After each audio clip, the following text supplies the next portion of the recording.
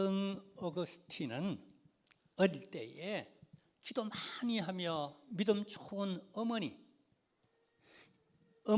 마리아의 영향으로 신앙으로 아주 어릴 때부터 그렇게 자라났습니다.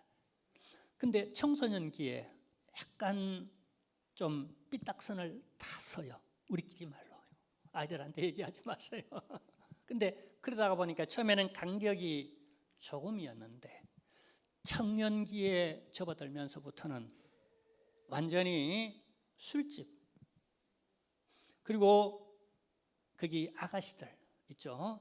그렇게 그야말로 주색 잡기로 말 그대로 허랑방탕한 삶을 살아갔습니다. 그렇게 신앙적으로 부모들이 훌륭했는데 어쩌다 보니 이 청년이 선을 넘어도 너무 넘은 거예요. 사람이라는 게 이럴 수 있어요. 자식이 우리 마음대로 되지 않아요.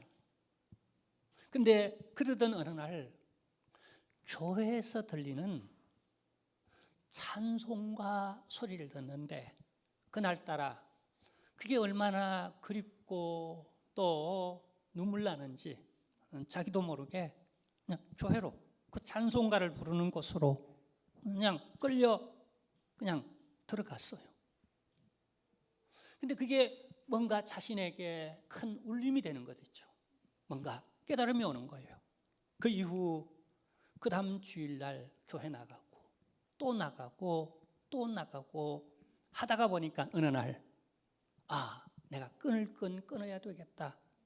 감동이 오고 결단이 되어져서 그 다음부터는 신앙생활에 정진을 합니다. 그리고 그는 후에 우리가 아우구스투누스, 라틴어로는 그렇게 말하고 있고 영어로는 어거스틴, 그 앞에 뭘 붙이죠? 세인트 어거스틴, 성 어거스틴이라고 거룩할 성자, 성인 성자를 붙여서 아주 여러분 중세 사회에 큰 영향력을 끼친 위대한 인물이 되었어요. 그래서 그가 남긴 두 책이 있습니다. 지금은 아주 고전적으로 사람들이 널리 세계적으로 읽히는 두 책이 있는데 하나는 그가 쓴 판세, 참회록이 많은 철학하는 사람 또 문인들 그리고 많은 종교인들에게 또 우리 기독교 사회에 참회록, 자신을 돌아보는 그런 아주 소중한 책을 썼어요. 저도 이 젊은 날에 그 책을 읽으면서 얼마나 많은 눈물을 흘렸는지 나도 정말 순수하게 살아야 되겠구나라고 하는 그런 은혜를 받았던 책이고요. 그래서 그때부터 저도 팡세를 쓴 것이죠. 그 가운데 팡세를 쓰는 어느 날 그 책에서 제가 나중에 신학을 공부하고 그 다음에 교회를 개척할 때 그때 써놓은 책에서 길이라고 하는 한길이라는 이름을 따와 저희 한길교회가 되었어요. 그래서 이만큼 많은 사람들에게 영향을 미친 그 참회록을 그렇게 썼어요. 또 하나의 책이 있는데 하나님의 도성이라고 하는 책입니다. 시리 오브 갓, 하나님의 도성. 근데 이 책은 중세 유럽의 정신사와 세계관에 가장 영향력을 많이 끼친 책 중에 한 권이 바로 이 하나님의 도성이라고 하는, 특히 종교와 정치는 어떻게 서로 조화를 이루며 또 엄격하게 분리되어야 하는지, 그리고 국가와 사회관을 우리 기독교인은 어떻게 가져야 하는지, 그리고 리더자들, 각 사회의 정치, 경제, 문화, 사회, 언론, 외교 이런 사람들은 교회에 대해서 어떤 관계를 가져야 하는지, 이런 중세 사회에 큰 세계관에 영향력을 미쳤던 고전 중의 고전이 이 하나님의 도성이라는 책, 이런 책을 남겼습니다.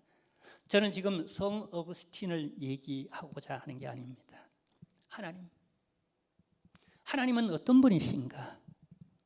때로 우리는 연약한 인간성을 가졌기에 이렇게 쉬이 흠집나기도 하고 질것 같아서 깨지기도 합니다. 어거스틴 같이 참 신앙적으로 잘 양육받다가도 청소년기에 혹은 청년기에 선을 넘어도 너무 넘을 수도 있는 이런 인간성을 가졌어요. 그러지만은 그게 끝이 아니라는 거예요. 하나님이 계십니다.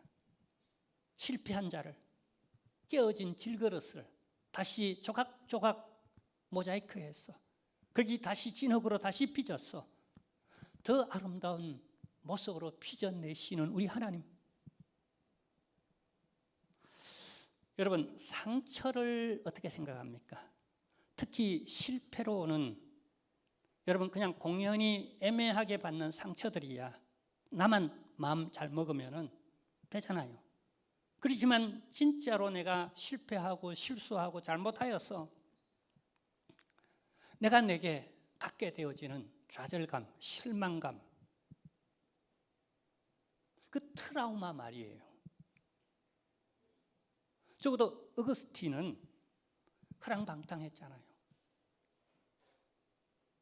근데 그런 트라우마 때문에 오히려 그는 매일매일 참회록을 쓰면서 인간의 연약함에 대한 자기인식을 사람이 갖는다는 게, 그는 어쩌면 실패를 경험해 본 사람이 갖게 되어지는 하나님의 또 다른 깨닫게 하시는 은혜가 아닐까요? 대기만성. 큰 그릇은 천천히 그리고 시간이 오래 걸리지만은 근데 그 과정 속에서 좌절도 하고 실패도 하고 죄를 짓기도 하고, 그렇지만 하나님은 그것으로 끝내는 게 아니라 그런 모든 과정을 합력하여 선을 이루어 성 어거스틴, 그냥 일반 어거스틴이 될 수 있었는데 세인트 어거스틴으로 하나님이 그렇게 만들어내셨다는 거예요. 오늘 이 마가복음을 기록한 마가를 보면은요, 어거스틴과 비슷한 길을 걷습니다. 공통점이 좋은 어머니를 만났다는 거예요. 세상의 어머니는 위대해요. 위대하지 않는 어머니는 없어요.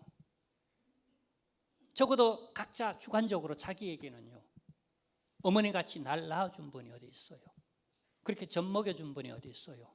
그렇게 다 이해하고 받아주고 용서해주고 죄인 되어주는 어머니는 무조건 나에게는 최고의 위대한 인물이에요.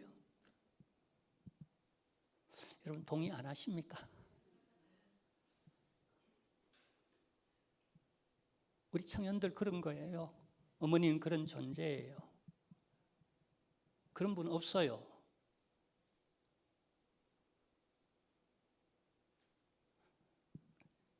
마가의 어머니는 마리아였는데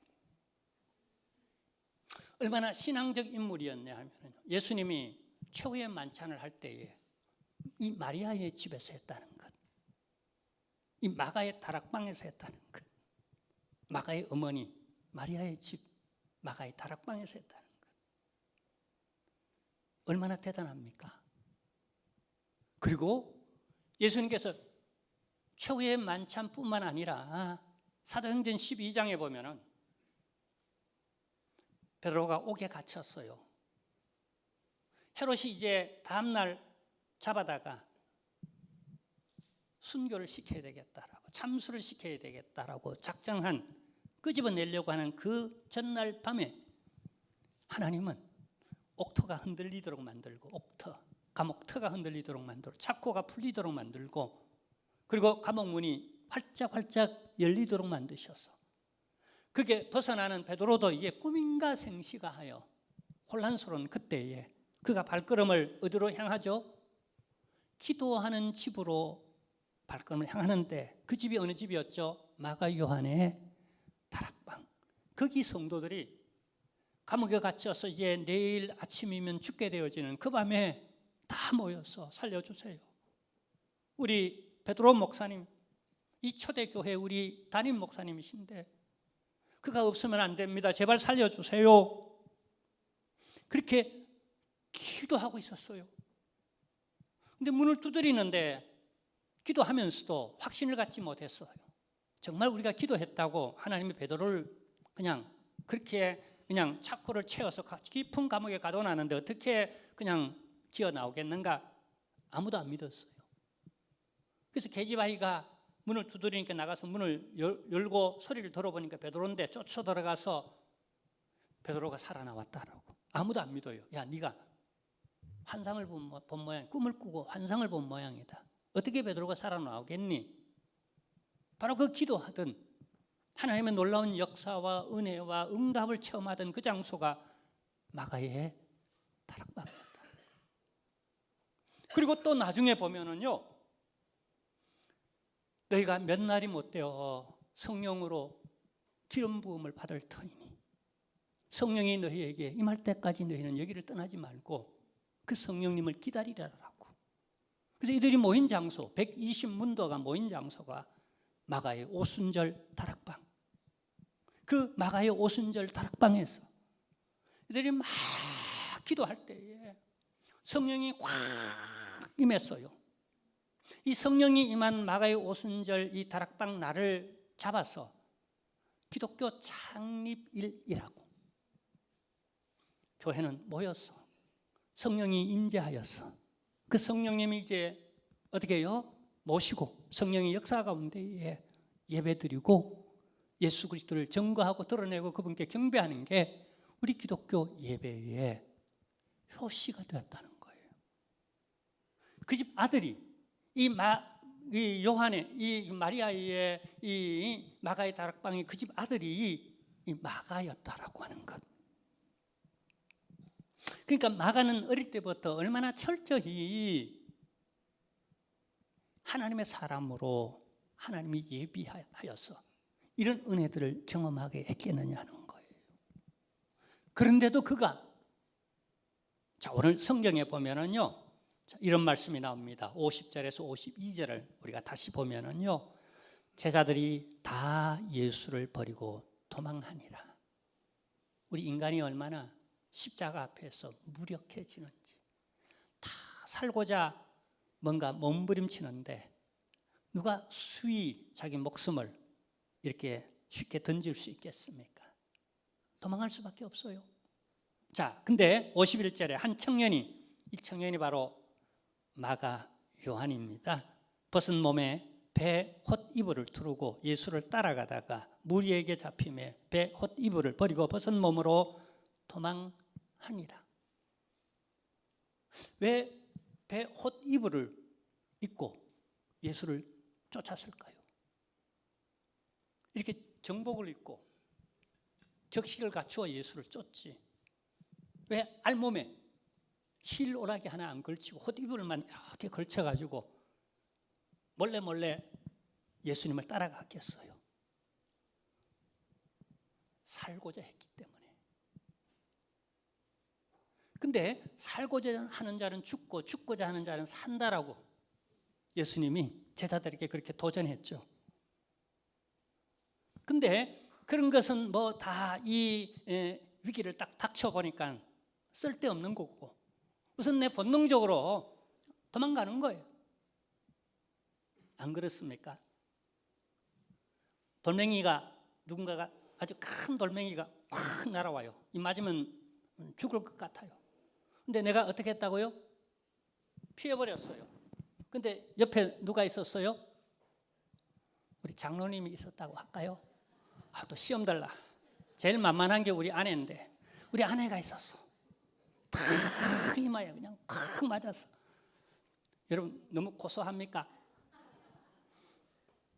평소에 여보 나 당신만을 사랑해. 내 목숨 걸고 당신 지켜줄게. 그랬단 말이에요. 근데 어느 위기에 닥쳐보니까 내가 피했어요. 냅다 아내가 다 맞아가 비난을 다 받고 욕을 다 먹고 어려움을 다 혼자 겪고 오히려 그냥 커버를 다 하는 거예요. 베드로, 야고보, 요한을 비롯해서 모든 제자 여기 마가에 이르기까지 다 주를 쫓겠다고 했어요. 다 버려도 나만은 예수님을 배신하지 않고 도망가지 않을 줄 알았어요. 근데 도망갔어요. 여러분 물어볼게요. 어느 게 참이고 위입니까? 도망한 나가 위예요? 아니면은 정말 예수님을 배반하지 않겠다고 내가 시험 들지 않겠다고 말한 나가 참이에요? 여러분 결과적으로 보면은 위잖아요. 배반하고 도망하지 않겠다라고 했던, 시험 들지 않겠다고 하는 결과적으로는 위입니다.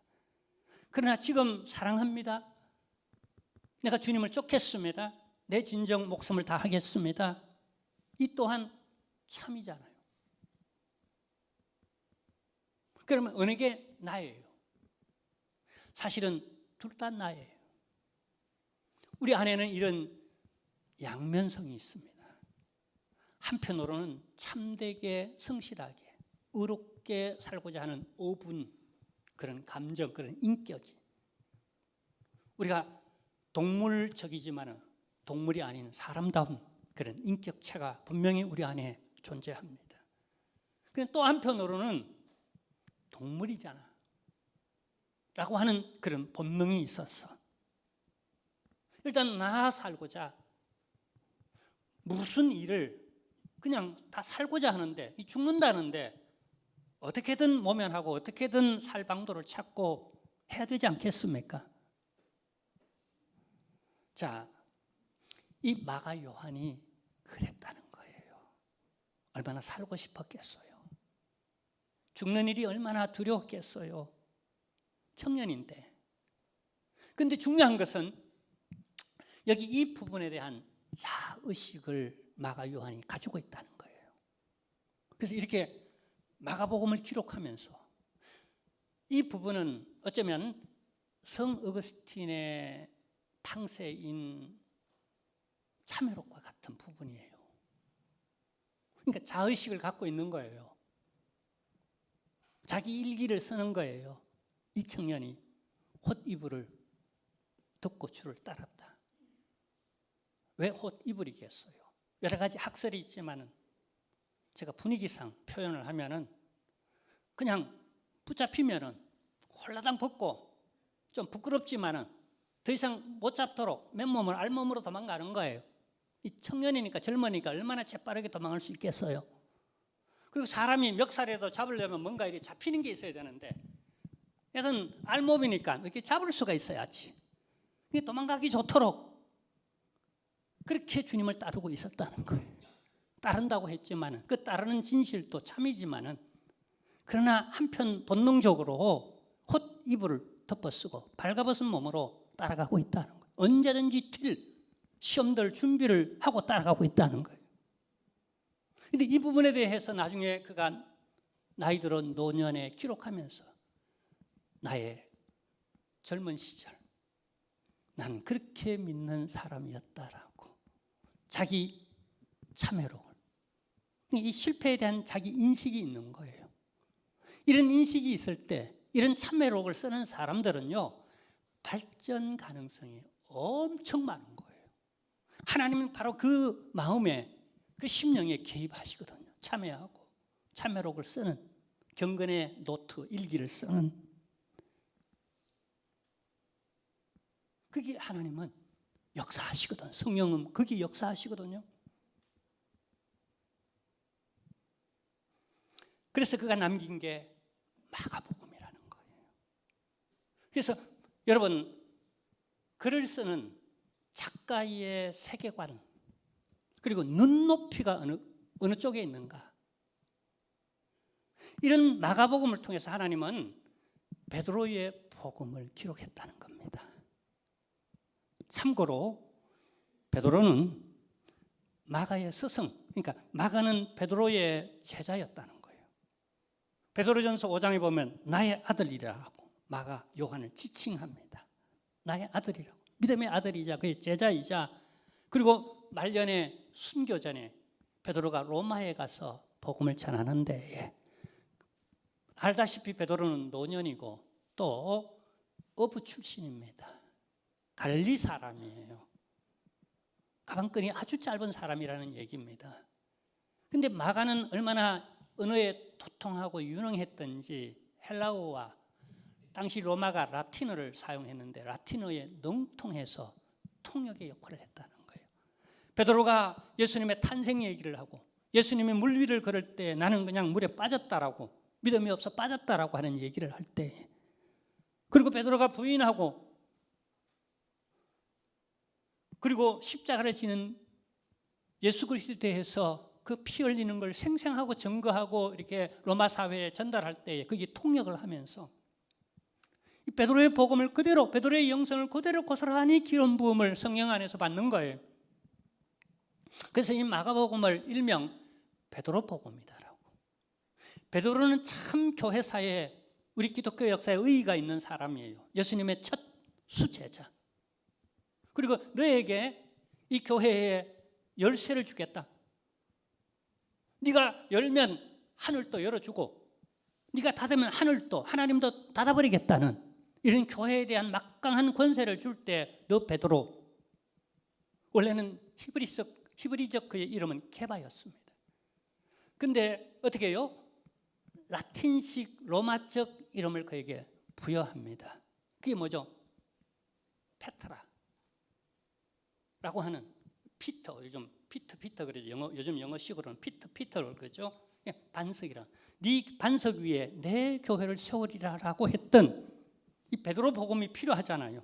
근데 이 베드로 복음을 마가를 통하여 기록하도록 문자에 넉넉한 헬라어의 아주 능통한 이 마가 요한을 통하여 이렇게 기록하도록 만들어내는,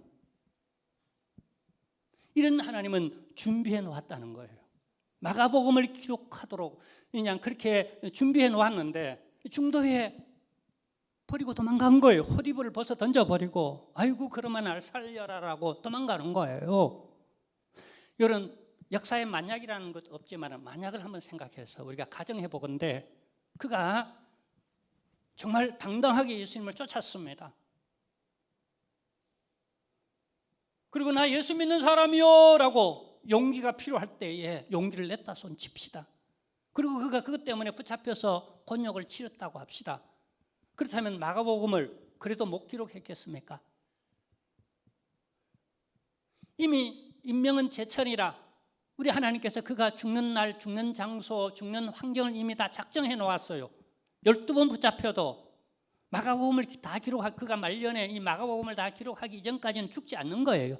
로마에 가서 베드로의 제자로서 베드로에게 통역을 하면서 베드로가 순교하는 그런 모습까지 지켜보기 전에는 그가 먼저 절대로 죽지 않는 거예요. 죽을까 싶어서 도망할 때는 비겁해지지만은 진짜 죽자고 덤벼들어서 나갈 때는 세상이 감당치 못할 그런 놀라운 일이 일어나는 줄로 믿습니다. 할렐루야.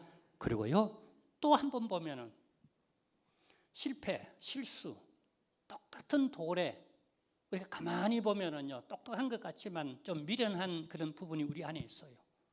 그 똑같은 돌에 똑같이 걸려 넘어지는 그 반복하는 우리의 대부분의 우리의 평소의 실수들을 보면요, 그 반복 현상이 일어나는 거예요. 그래서 한 번은 그걸 뛰어넘어 버려야 돼요. 그 장애물을 한 번은 그냥 한 계단 올라가 서버려야 되는 거예요. 자, 한번 보세요. 사도행전 13장 13절에 보면 또 한 번 포기하고 도망합니다. 그의 별명은 어쩌면은 포기. 십자가 앞에서는 언제나 포기하는, 시험되는. 자, 한번 보겠습니다. 바울과 및 동행하는 사람들이 바보에서 배 타고 밤빌리아에 있는 버가에 이르니 요한은 그들에게서 떠나 예루살렘으로 어떻게 해요? 돌아가고.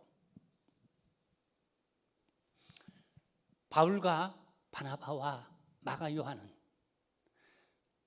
우리 기독교 최초의 선교팀이었습니다. 이게 교회사적으로 얼마나 큰 의의를 가지고 있느냐면 지금까지도 엄청 중요했던 우리 기독교 복음적 세계 최초의 이 원팀이 얼마나 중요했느냐 하면은요, 이것 때문에 복음이 예루살렘을 넘어서 아시아 지역으로 복음이 전해지고, 그리고 그게 교회를 세워지고, 그리고 유럽 지역으로 복음이 들어가고 로마로 복음이 들어가 복음의 세계화의 이 팀이, 이 원팀, 바울과 바나바와 이 마가 요한의 이 원팀이 엄청 역사적 의의를 갖는 팀이라는 거예요. 어쩌면 마가 요한은 이만큼 큰 의의가 있다는 걸 깨닫는데 아마 한계가 있었을 겁니다. 그건 바울도 마찬가지고 베드로도 바나바도 마찬가지였을 겁니다. 그래서 우리는 순간에 주어진 임무에 여기 최선을 다하는 거예요. 나머지는 하나님의 뜻대로, 뜻이 하늘에서 이루어진 것처럼 이 땅 위에서도 이루어지다라는 우리는 그 인식 아래에서 그냥 내게 주어진 일에 최선을 다하면 나머지는 하나님의 역사를 이어가는 이는 우리는 한 역사, 한 시점에 살아가지만은 하나님은 전 인류 역사, 전 세계 역사에서 그 판을 짜고 그걸 이루어 가시는 섭리의 하나님이신 줄로 믿으시길 바랍니다. 역사를 주관하시는, 그리고 각 교회와 각 사람을 주관하시는 분이신 줄로 믿으시길 바랍니다. 우리는 거기에 우리의 최선을 다하고 우리 역할을 다하면 되는 거예요. 근데 때로 이게 십자가였어. 내게 너무 내가 견딜 수 없고 힘든다라고 하는 그런 감상 아래서, 어쩌면 그 환경 아래서 나는 이탈하고 싶은, 난 여기서 그냥 빠질게 라고 싶은 마음이 우리 누구에게나 있을 수 있어요. 마가 요한이 그랬었어요. 그래서 그 선교 현장을 떠나서 예루살렘으로 다시 돌아왔어요. 아마 돌아올 때 스스로 위로했을 거예요. 나는 선교적 자질, 소명이 아닌 모양이야. 차라리 이것보다는 나는 예루살렘으로 돌아가서 교회 일꾼이 되어지고 선교사들을 돕는, 파송하는, 그들을 위해 기도하며 물심양면으로 도와주는, 그렇게 나는 동참하면 될 거야 라고 했을런지도 모릅니다. 어쨌거나 그는 돌아왔어요.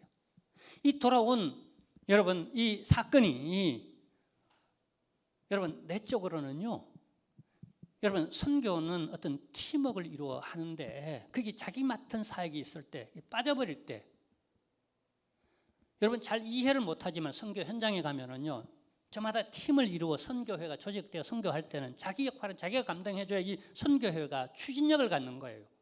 제가 잠깐 비유로 설명드리면은요, 저희 집에도 그 우리 아내의 그 뭐죠, 그 발라발라 하는 그 앞에 조그마한 의자 있죠. 제가 거기 한번 앉다가 뒤로 나자빠져 가지고 아이고 허리, 팔이 마비돼 가지고 제가 한참을 한 5분인가 10분인가 일어나지 뭐 꼼짝 못 때려가지고 여보, 그게 그냥. 근데 이보세요, 이 산발이 의자인데 산발이 의자에 하나가 빠졌어요. 2개뿐이요. 모르고 앉아서 이 나자빠져요, 안 나자빠져요? 이게 선교회라고 생각해봐요. 딱 세 사람이 원팀을 이루었는데 하나가 빠졌어. 산발이 하나가 빠져서, 그러니까 나자빠지는 거예요. 심리적으로 얼마나 위축되고. 왜냐하면 안간힘을 쓰며 당시 그냥 매를 맞고 감옥에 들어가고 손가락질 받고 비난받고. 여러분 요즘도 회교도 지역에 가서 복음 전해보세요. 어떻게 됩니까? 그 뭐 내일을 장담 못합니다. 당시 가는 곳마다 그랬어요. 얼마나 힘들어. 피하고 싶지. 왜 요즘 현실적으로 오늘 또 제초청주의는 전도가 힘들어요. 옆집에 우리도 가서 그냥 평소에 그냥 또 뭐 음식도 나눠드리고 또 그냥 어떻게 가까워 저별로 과일도 갖다 드리고 해도 그때는 좋아요 그러지만 교회 한번 갑시다 그러면 얼마나 사람이 달라져 버리는지, 냉정해지고 달라지고 탁 싹둑 아주 그냥 그두절미 싹 잘라버리는지. 그런 우리는 거절감이라는 게 있잖아요. 혹은 배신감, 같이 목숨을 걸자고 맹세했는데 의기투합을 해야지. 좀 힘들다고 저 혼자만 살자고 우리를 그냥 사지에 두고 도망가다니. 그 후유증을 한번 볼래요? 자, 우리 그 후유증을, 실감나는 후유증을 보면 이렇습니다. 사도행전 15장 37절에서 40절입니다. 마가복음 복음서적으로 기록되었습니다. 그러나 사도행전은 여러분 신약의 유일한 역사서입니다. 역사는요 사실적으로 기록하는 겁니다. 그리고 스토리를 기록하는 거예요. 역사는. 자, 그 스토리를 한번 보겠습니다. 자, 37절부터 바나바는 마가라 하는 요한을 데리고 가고자 하나. 그 다음에요, 바울은 밤빌리아에서 자기들을 떠나 함께 일하러 가지 아니한 자를 데리고 가는 것이 어떻게 해요? 옳지 않다. 참 위를 가릴 때는 옳지 않는 게 맞습니다. 이게 승리합니다. 옳은 대로 해야 되는 거예요. 옳지 않은 일을 한 거예요. 그래서 배제시키는 거예요. 특히 사도 바울은 칼 같은 성격을 가진 거예요. 되는 건 긴 건 기다, 예스는 예스다, 노는 노다. 아주 확실한 이렇게 어떤 구원론적 신학자예요. 그는 하나님의 공의적 측면에서 하나님을 드러내고 있는 거예요. 그럼 바나바는 마음이 푸근하고 따뜻하고 목회자인 겁니다. 바울은 신학자, 특히 구원론적 어떤 신학자로 칼 같은, 아닌 건 아니고 긴 거예요. 이게 확실해요. 근데 바나바는 천상 목회자예요. 품고 이해하고 다시 끌어안고 포용하면서. 그래서 들어가자는 거예요. 한 번 더 기회를 줘야 된다. 왜냐하면 실패한 사람을 그냥 계속 내치면은, 공의에 따라 내치는 건 맞지만 옳은 일이지만, 그렇게 하면 이 트라우마 때문에 얼마나 자괴감을 가지고, 그런 나중에 보면 위대한 성마가라고 하잖아요. 위대한 성인이 되고 인물이 되고 마가복음을 기록하잖아요. 얼마나 놀라운 마가복음을 기록하는, 그죠? 복음의 세계화. 당시 로마가 로마 제국으로서 세계를 장악하고 있는데, 이 마가복음은요, 로마 제국 아래에 있는 로마인들을 위한 복음이에요. 이 마가복음이. 그래서 헬라어로 그냥 전했던 걸 그대로 기록해낸 책이에요. 얼마나 위대한 책인지 세계화적인, 얼마나 이 요긴한 또 능력과 실질을 숭상하는 로마인들에게 딱 맞도록 전달되어지는 이 복음, 굉장한 복음이에요. 근데 보세요, 바나바는 데리고 갑니다. 근데 그 후유증이 뭐죠? 둘이가 갈라진다는 것.